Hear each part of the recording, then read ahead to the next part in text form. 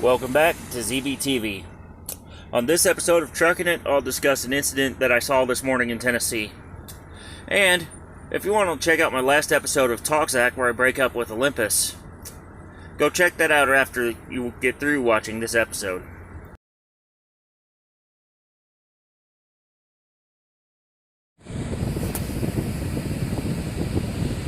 Dear friends and followers, welcome back to my channel. Greetings from the sleeper berth. I hope y'all are doing amazing out there. This morning, I saw 3 trucks get into it. 2 of them hit the median on Interstate 40 just east of Memphis. A third one went off the right side of the road, all of this on the westbound side. Now, I can't explain the cause of this. I'm leaving that to the investigators. But I want you to understand the dangers of driving in wet weather at speeds faster than the posted limit. So let's talk about that coming up.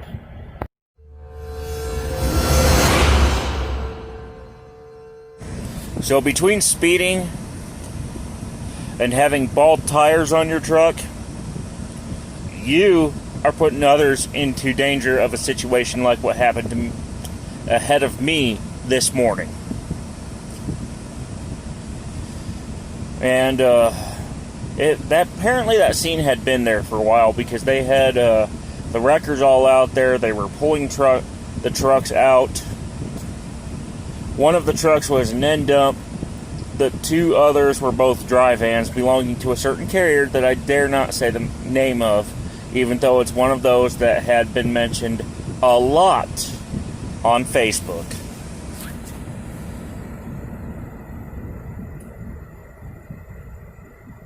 And you understand me, when there were 2 different colors of those tractor pulling vans involved, they also had the words leased to on the side, which tells me that they were making truck payments on them.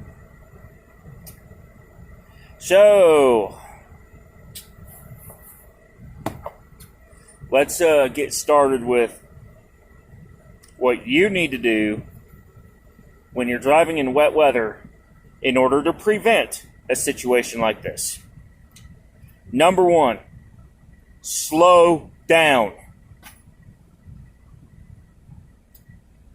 There's no load that's worth your life, and going 75 or 80 miles an hour with bald tires on wet pavement is a recipe for disaster.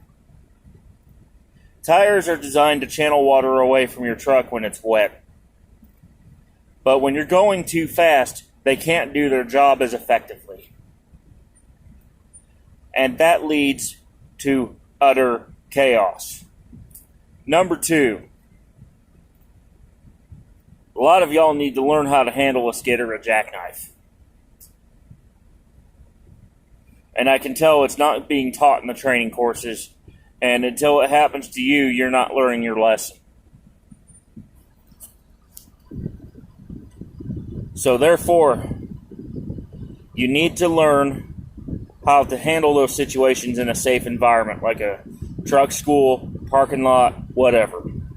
Somewhere that's away from traffic before it becomes serious.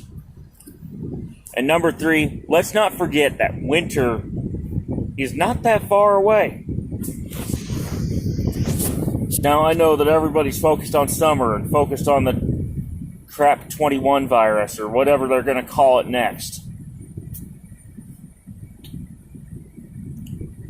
And I keep having to make up names for it for YouTube because I can't say it outright, due to the fact that they'll provide a link to the Centers for Disease Control and tell me to get off the channel if I do say something about it.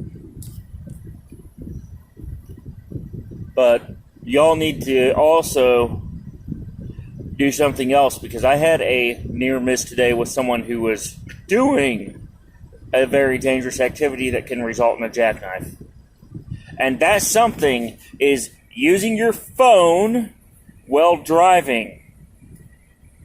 Put it down, y'all. Especially in wet weather. when you need both hands on the wheel so you can maintain control.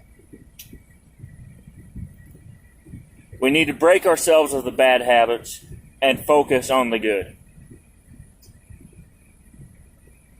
So, drop it and drive. Keep your hands on the wheel. And if it's wet, slow down. Until next time, let's make your best trip your next trip. Keep learning, keep thinking, and learn how to drive in the rain. Bye for now.